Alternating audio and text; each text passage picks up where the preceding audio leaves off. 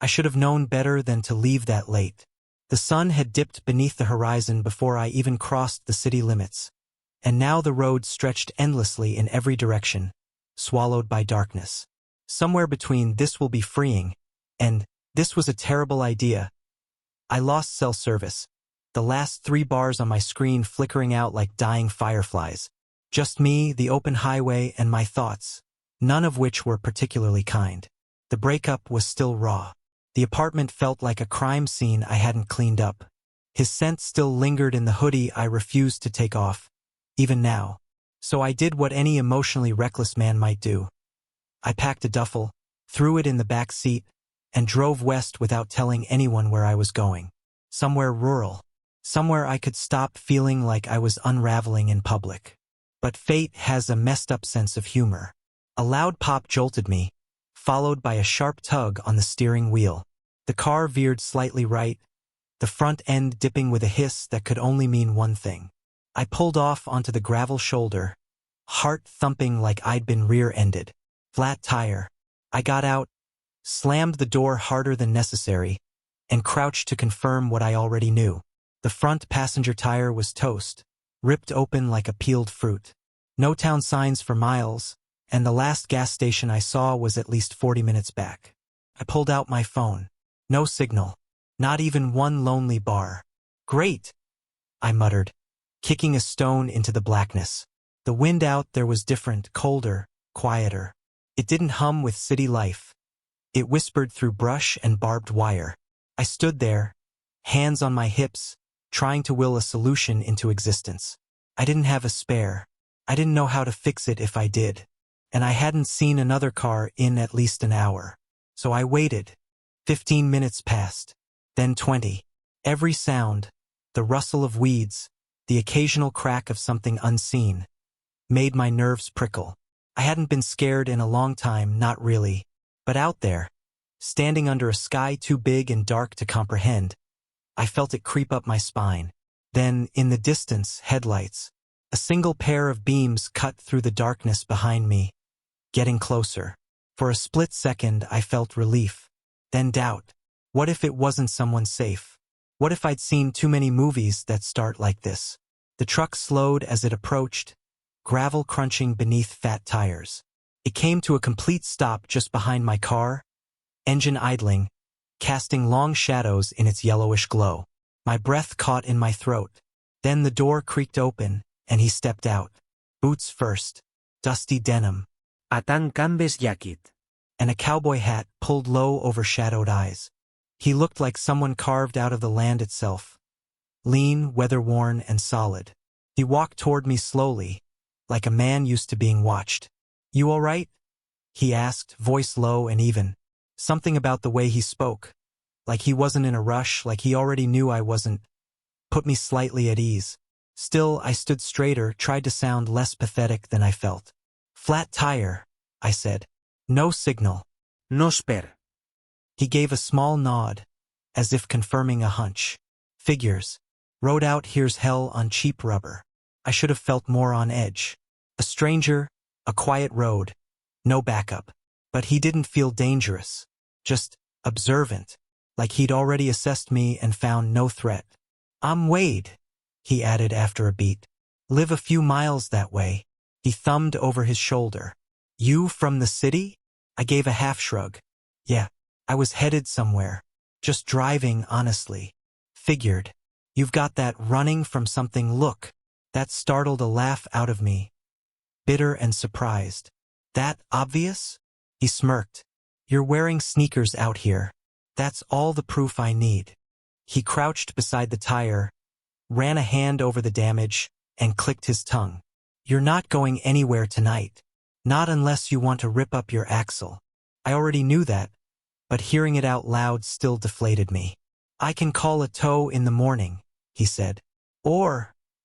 He stood up and dusted off his jeans. "You can follow me back to the ranch. Got a place you can crash. Coffee, too." I blinked. "You're offering to help?" Just like that. He tilted his head. "Wouldn't be much of a neighbor if I left you out here, would I?" I hesitated. Every voice in my head told me to be cautious. But none of those voices had been right lately, and I was cold, tired, and one bad night away from crying in the dirt. So I nodded. "All right," I said. "Lead the way, Wade." He turned, boots crunching as he walked back to his truck. And I followed, having no idea just how strange and warm the night was about to become. Wade's truck was as old school as he was. An early 2000s Ford, two-tone paint faded from sun and grit. The kind of truck that had seen real work. He opened the back and pulled out a tool kit, a heavy-duty flashlight, and a jug of water. Setting them on my hood like this was just another Tuesday night. "You got a jack in that trunk?" he asked, already crouching beside the busted tire. "Maybe," I said, then realized how pathetic that sounded. Wade didn't laugh, just shot me a lopsided grin that barely lifted one corner of his mouth. A crooked smile, like he didn't use it often but kept it sharpened for the right moment. "Let's take a look." We rummaged around together, him guiding me without making me feel stupid. Turned out I did have a jack, buried under a blanket and an unopened bottle of antifreeze I didn't remember buying. "All right," he said, straightening. "I'll lift. You grab that flashlight and shine it where I'm working. Mind the shadows." His tone was calm, unhurried, not condescending, just capable. The kind of voice that makes you feel like everything's going to be all right, even when you're stranded on a roadside in the middle of nowhere with a tire that looks like it got mauled by a bobcat. I held the light steady while he worked, watching his hands move with practiced ease. They were calloused and scarred, veins rising under the skin like rivers on a map. He didn't talk much, but when he did, it was simple stuff. Weather, dust storms, how flat tires were basically a local rite of passage out here. "You said you were just driving," he said after a while. "That code for something?" I glanced at him, unsure how honest to be. But something about the open dark and the scrape of his wrench against metal loosened my jaw. "Break up," I admitted. "Needed to get away before I broke something, or said something I'd regret." He nodded, didn't pry. "Yeah," he said after a moment. "Been there. That's it. No questions." No judgment. Just a quiet echo of understanding. By the time he tightened the last lug nut, the air felt different. Less tense. More like we were two people in the same storm, just on different boats. He stood, wiped his hands on a rag, then handed me the water bottle. "Drink. You've been sweating like a politician in church." I laughed, nearly choking on the water. "Thanks," I said, wiping my mouth. "Seriously, you didn't have to stop." "Didn't have to," he agreed. "But I did." He looked at me for a long beat, eyes unreadable under the shadow of his hat, then added, "Tell you what, you can pay me back." I stiffened. "How?" Wade didn't answer right away, just walked back to his truck, tossed the rag in, and leaned on the door. The night was still and full of insects. Somewhere far off, a coyote howled. "Follow me to the ranch," he finally said. I blinked. "That's it? You want me to follow you?" He shrugged. "I've got coffee. Extra room if you don't want to risk another tire tonight. Place is just up the road." There was a pause between us, a small silence that crackled like dry leaves. "You sure?" I asked, still gripping the flashlight. "I don't want to impose." "You wouldn't be," he said simply. "Besides, I figure you could use some quiet." He wasn't wrong, but there was something in his eyes, not quite a challenge, not quite an invitation. Just this steadiness, like he'd already decided I could be trusted, and now it was up to me to accept that. "Okay," I said finally. "Lead the way." Wade nodded once, like that was all he needed. He climbed into his truck and waited while I got into my car and started the engine. The tire wobbled slightly but held.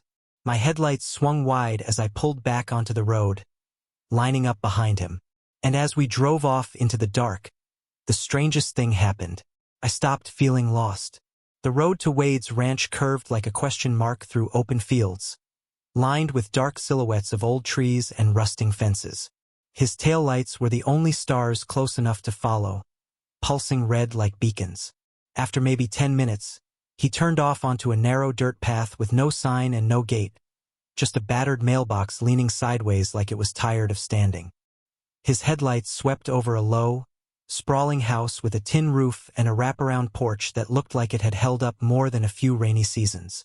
When I stepped out of the car, the first sound I heard was paws. A dog, woolly, spotted, and clearly in charge, trotted up to me like he'd been expecting company. He sniffed my knee, circled once, then leaned against my shin with a grunt of approval. "That's Bo," Wade said, stepping down from his truck. "He's friendlier than he looks, long as you don't mess with his breakfast." Bo huffed as if to confirm it. The ranch smelled like cedar, soil, and distant firewood, the kind of scent that clings to your clothes and doesn't let go. Wade unlocked the front door, waved me inside, then leaned down to unlace his boots without a word. I followed his lead and kicked mine off near the mat, suddenly hyper-aware of how out of place my city sneakers looked next to his well-worn boots. The inside of the house was like stepping into a different rhythm. Not cleaner, not fancier, just slower, quieter. The living room opened up to a wide kitchen, lit by one low-hanging bulb above a pine table that had seen better days. The counters were cluttered, not messy. The walls held old photographs, horses, and landscapes, some framed, some just tacked up like memories that didn't need polish. "Make yourself at home," Wade said, setting his keys in a bowl by the door. "I'll put on a pot." Coffee gurgled to life in a stainless steel machine that looked older than me. Wade moved around the kitchen like someone who didn't need to think about where anything was. I stood there awkwardly for a moment before finally sliding into a chair at the table. Bo flopped down at my feet with a sigh, like he was tired on my behalf. "You hungry?" Wade asked, already pulling things from the fridge. I started to say no, but my stomach made the call for me. "All right then," he muttered, smirking. "You're getting fed." 10 minutes later, he set 2 plates down.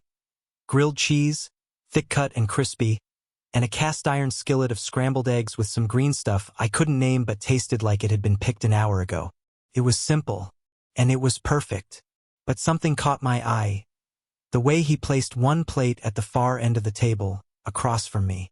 Not beside me, but I couldn't help glancing at it every now and then, wondering who used to sit there. I didn't ask. The silence between us wasn't awkward. It was gentle, like the kind you only share with someone who's been through storms and doesn't feel the need to explain the weather. "You live out here alone?" I asked quietly, mostly to fill the space. He nodded. "Just me and Bo now." He sipped his coffee, eyes flicking toward the window. "Nothing out there but moonlight and wheat." "Must get lonely," I added. Wade didn't respond right away, just scratched behind Bo's ear, then leaned back in his chair. "Sometimes," he said, "but quiet has its own kind of company." I let that sit, because the chair across from me was still full of something I couldn't name, and Wade didn't need me poking at old wounds. "Bathrooms down the hall to the right," he said eventually. "Guest rooms made up. Was gonna fix that door tomorrow. It sticks a little. Just kick it at the bottom and it'll catch." I blinked. "Wait, you're offering me a room?" He looked at me like I was slow. "Ain't gonna send you back out into the dark." "I said you could crash, didn't I?" I nodded, a little stunned. "Yeah, just didn't think you meant an actual room. Wasn't gonna offer you the barn, if that's what you're worried about." He grinned, a rare full smile this time, teeth slightly crooked, one dimple showing. I felt something shift in my chest, warm and unexpected. "Thanks," I said. "Seriously." He didn't say you're welcome, just nodded once and stood, gathering the dishes like it was no big deal.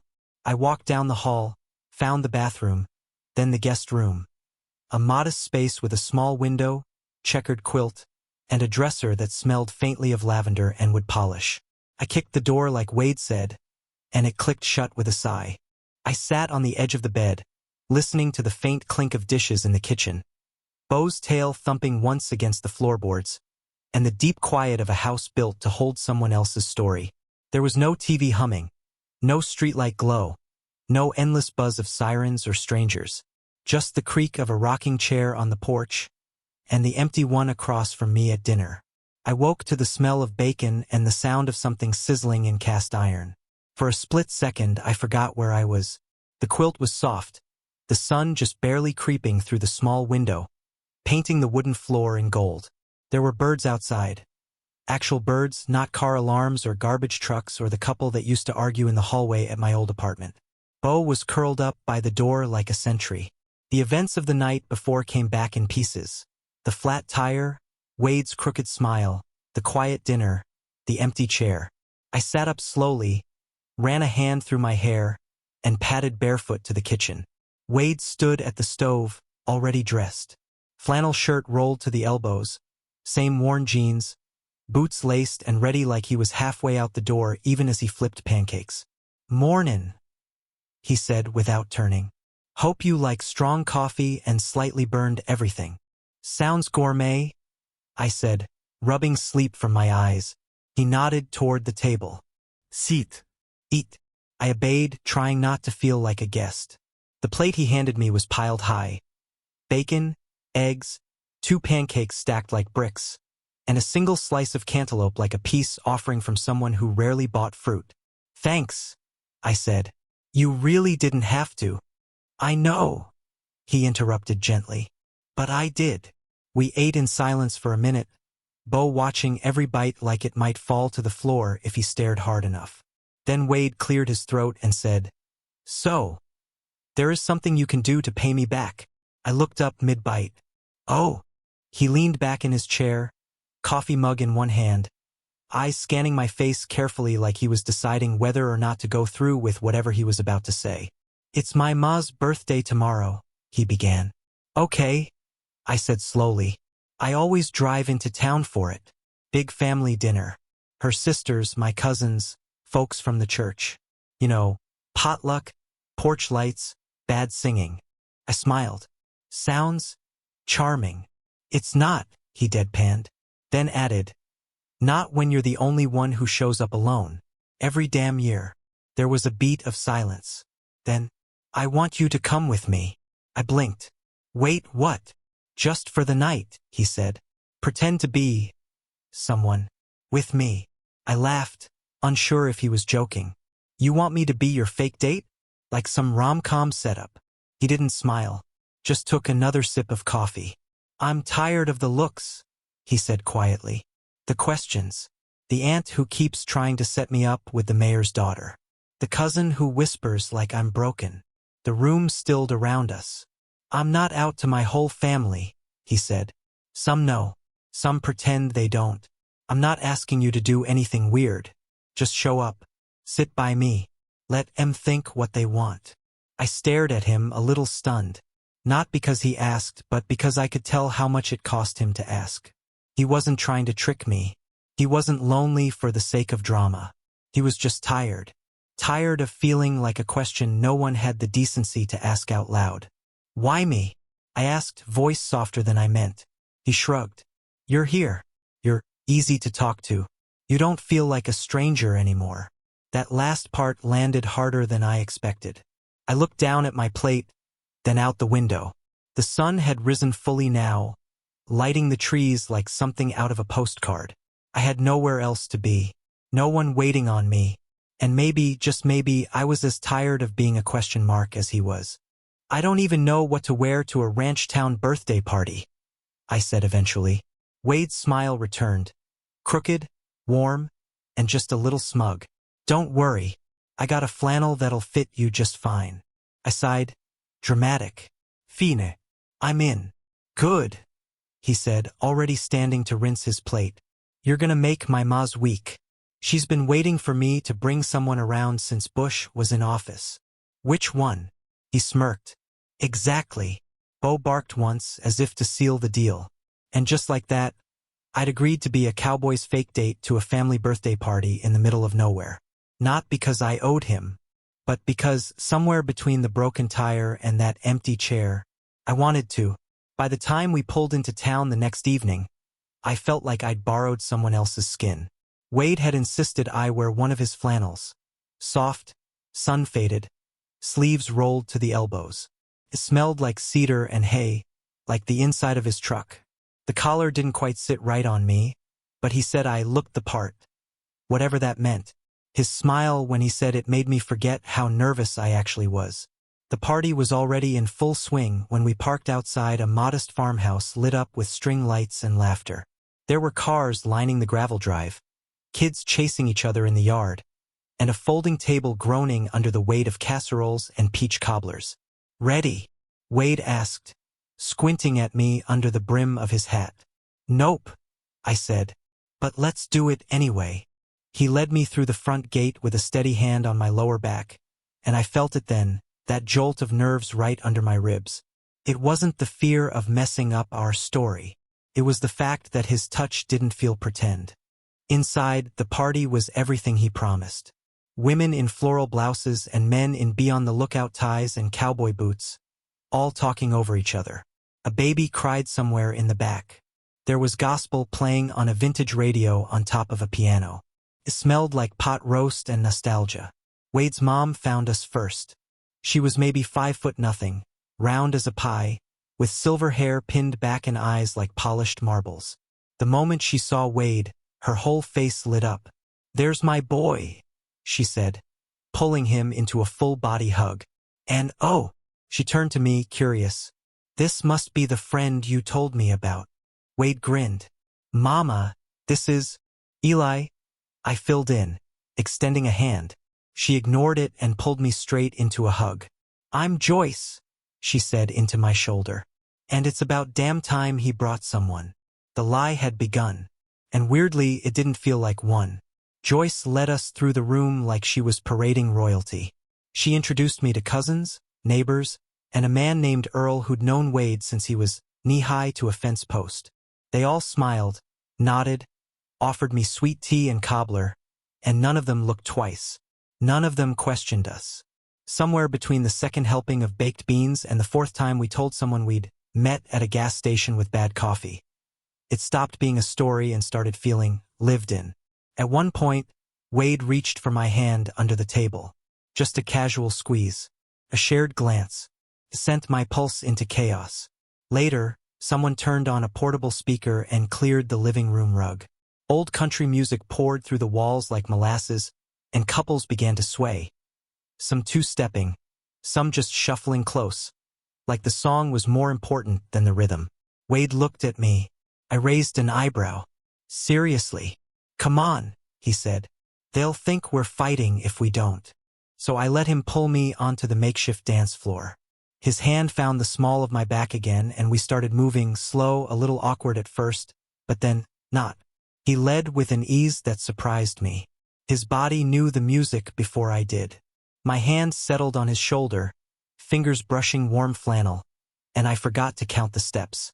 We danced through 2 songs, then 3, and somewhere in the middle of the 4th our eyes locked. There was a pause, just a breath of silence between beats, like the music held its breath too. He leaned in, close enough that I could smell the mint on his breath, close enough to feel the question hanging in the air. My heart thudded like a boot on hardwood. I tilted my head, lips parting. "Wade!" Someone called from across the room. We both froze. Wade stepped back, blinking like he'd just woken up. A woman in her 50s with a tray of deviled eggs waved him over, saying something about his aunt needing help in the kitchen. He nodded, eyes flicking to me once before stepping away. And just like that, the spell broke. I stood there for a moment, arms empty, the music still playing. Bo had more sense than both of us, I thought bitterly, watching the sheepdog curled under the snack table with one eye half open, like he'd seen this scene before. I grabbed another drink, sat on the porch, and let the night air cool my skin. Pretend or not, something about that moment had been real. Too real. And I had no idea what to do with it. The drive back to the ranch was quiet. Wade kept one hand on the wheel, his hat pulled low like a shield. I could still feel the ghost of his touch on my back from the dance, still taste the almost that hovered between us before it was shattered by a tray of deviled eggs. Neither of us mentioned it. But the silence wasn't tense, it was careful. Like we were both afraid to step on whatever fragile thread was holding the night together. When we got back, Bo met us at the door like we'd been gone a week. He circled Wade twice, gave me a judgmental sniff, then wandered back to his corner like he approved just enough to allow my continued existence. Wade walked into the kitchen without a word and returned with 2 glasses of whiskey. No ice, no apology. "Come on," he said, nodding toward the porch. The stars were out in full. Real stars, not the blurry orange glow of a city skyline. I could see the Milky Way stretching above us like a scar across the sky. The kind of view that made you feel both tiny and limitless at the same time. We sat in the rocking chairs, our boots up on the railing, the wood creaking beneath us like an old man clearing his throat. He handed me a glass. I took a sip and nearly coughed. "That's aggressive," I muttered, throat burning. He chuckled. "Puts hair on your chest." I looked over at him. The porch light hit just enough of his face to see the faint smile there, worn, half-guarded, but real. After a while, I asked, "Did they suspect anything?" He shrugged. "Probably. Doesn't matter. They saw what they wanted to see." "And what was that?" He paused. "That I'm okay. That I've got someone." His voice dropped at the end, almost like he didn't believe it himself. We drank in silence for a while before he spoke again. "There was someone," he said, eyes fixed on the horizon. I didn't move, just waited. His name was Carter. Worked on a neighboring ranch for a few seasons. Big smile. Knew how to fix anything with an engine. He'd come over after work. "Sit where you're sittin'." We didn't say it out loud. Not back then. But we knew. I turned toward him slightly, listening. "One night we got caught. His brother saw us, nothing major, just sitting too close, looking too long. Next thing I know, Carter's gone. Quit. Left town the next day. Didn't say goodbye." He took another sip, staring straight ahead. "I tried to call, right? Never heard back." "I'm sorry," I said, because it was the only thing I could offer. He nodded once, the kind of nod that said he'd filed it away years ago but never threw it out. "What about you?" he asked after a moment. "What did you leave behind?" I let out a humorless laugh. "A guy who talked over me in every conversation. Who made me feel like an accessory he didn't quite want to be seen with in daylight." Wade turned slightly. "He cheat. Emotionally. Repeatedly. I think he liked keeping me small. Made him feel bigger." "You get out, or did he push you out?" I finally stopped apologizing for existing. That was enough to make him leave. Wade nodded like he understood that all too well. We sat for a long time without speaking. Just the crickets, the distant howl of a coyote, and the occasional creak of old wood beneath us. Our glasses were nearly empty when Wade finally said, so quietly I almost missed it, "Don't get used to this." I turned to look at him. He wasn't smiling. "I don't usually let people stay." The words sat between us like something sacred. Not a warning. Not regret. Just truth. "I won't," I said, even though part of me already had. He stood slowly, stretching the stiffness from his shoulders. "I'll see you in the morning." I followed him inside. Bo had already claimed his spot by the door, one eye open, watching everything. Wade pointed toward the guest room. "Door sticks. Kick it like last time." I nodded. As I passed him in the hallway, his hand brushed mine for a moment. Not on purpose, but not an accident either. I closed the guest room door behind me, kicked the bottom until it caught, and stood there in the dark for a long minute. I lay in bed listening to the faint creaks of the house settling around me. Through the wall, I could hear Wade's boots drop to the floor, one after the other. Then silence. We both slept in separate rooms that night, but neither of us slept much. The sun was barely up when I packed my bag. The guest room looked exactly the same as when I arrived. Quilts smoothed out, boots by the door, my duffel on the chair. But something in me had shifted. I stood at the window for a while, watching the sky turn peach behind the hills, the fields rippling gently in the breeze like they didn't care if I stayed or left. My tire was fixed. My heart? Not so much. I slung the bag over my shoulder and stepped into the hallway, expecting silence. Instead, the smell of bacon and coffee greeted me again. Welcoming, familiar, and disarming. Wade was at the stove, same worn flannel, same quiet focus. He didn't look up when I walked in, just gestured with his spatula toward the table. "You like blueberry pancakes?" I hesitated. I was gonna hit the road. You got a little time, he said calmly. Sit. Eat. I dropped my bag near the door and sat down. He placed a plate in front of me and poured a mug of coffee. Like this was the routine we'd always had. Like we weren't living in a temporary little bubble that could pop any second. I appreciate everything, I said, voice soft. The food, the room, the fake boyfriend duties. He smirked. You weren't that bad at it. We ate in silence for a while, Bo chewing something under the table that I hoped wasn't a boot. Then Wade stood, stretched and said, Come on, I'll show you the horses. I thought you had work. This is work, he said, already grabbing his hat. Fence got knocked down near the south pasture.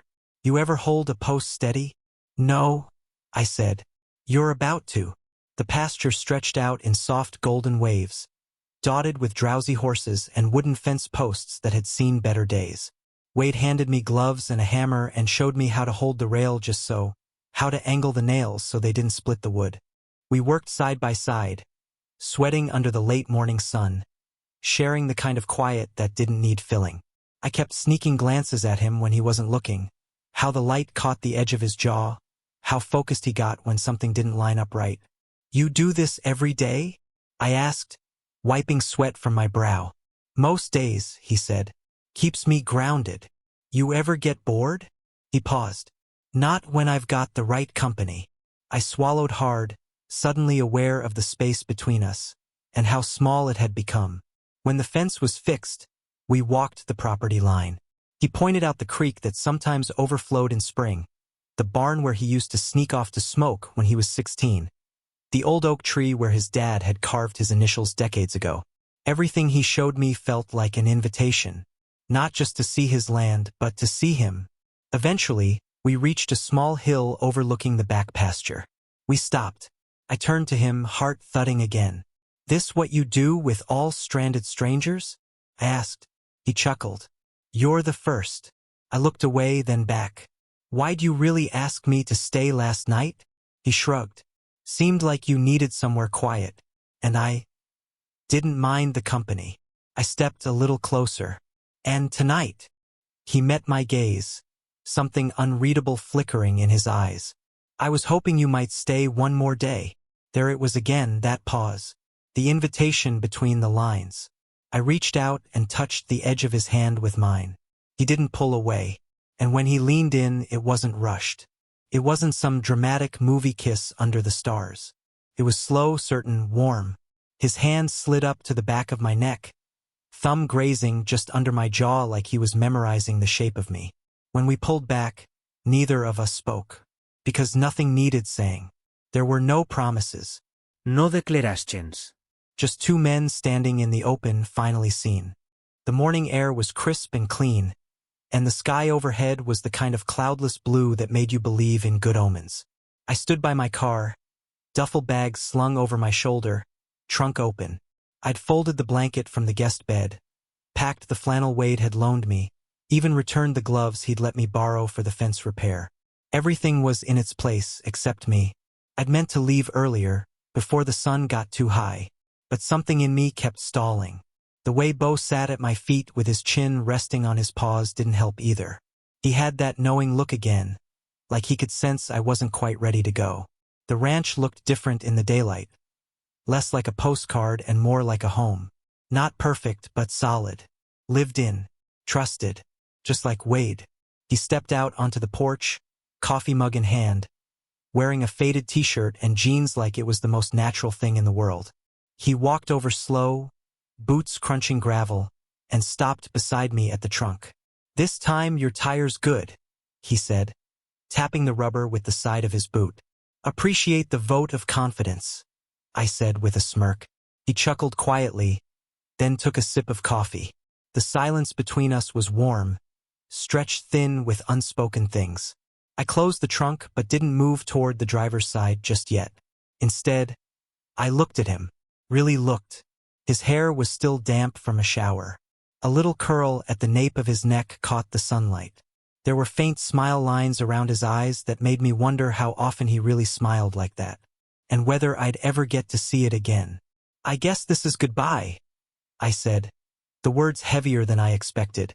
Wade nodded once. Guess it is. But neither of us moved. Then he added, soft as a breath. I meant it, you know. I looked at him. Meant what? He glanced down at the gravel, then back up at me with that slow, steady gaze that had started to undo me from the first night. You paid me back. I furrowed my brow. Wade, I didn't do anything. You did, he interrupted gently. You showed up. You listened. You didn't ask for anything except truth. He paused, then added, almost like it surprised him, and you made me laugh. Hell, I hadn't done that in months. I swallowed the lump in my throat. Was that all?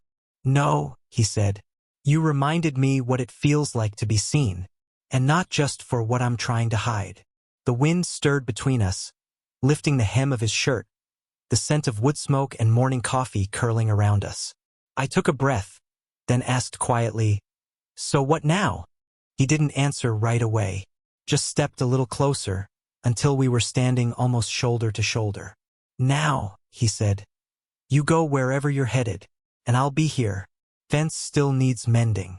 Coffee still burns on the edges. But maybe next time you don't wait for a flat tire to come back. A pause. Maybe you just come back. I nodded slowly, heart tugging in two directions at once. I didn't kiss him. Not there. Not like that. Instead, I reached for his hand and held it for a moment. Just long enough. Then I climbed into the car. The engine started on the first try, and I rolled slowly down the gravel path. Wade stood in the same spot, one hand in his pocket, the other wrapped around that chipped ceramic mug. Bo sat beside him like a sentinel, ears up, eyes watching. I drove for a full mile, past the mailbox, past the cattle gate, past the curve where the hill blocks the house from view. Then I pulled over. I sat there for a long moment, hands on the wheel, engine humming. The road ahead stretched wide and clear, but the seat beside me felt too empty. And my chest felt full of something I hadn't had in a long time. Hope. So I put the car in reverse. Because maybe, just maybe, it was never just a favor. If this slow burn romance under the stars touched your heart, don't forget to like, subscribe, and hit the bell for more emotional, unexpected love stories just like this one. What would you do? Would you have turned the car around? Tell us in the comments. We read every one. More coming soon. From midnight highways to quiet ranches, love always finds a way. Stay tuned.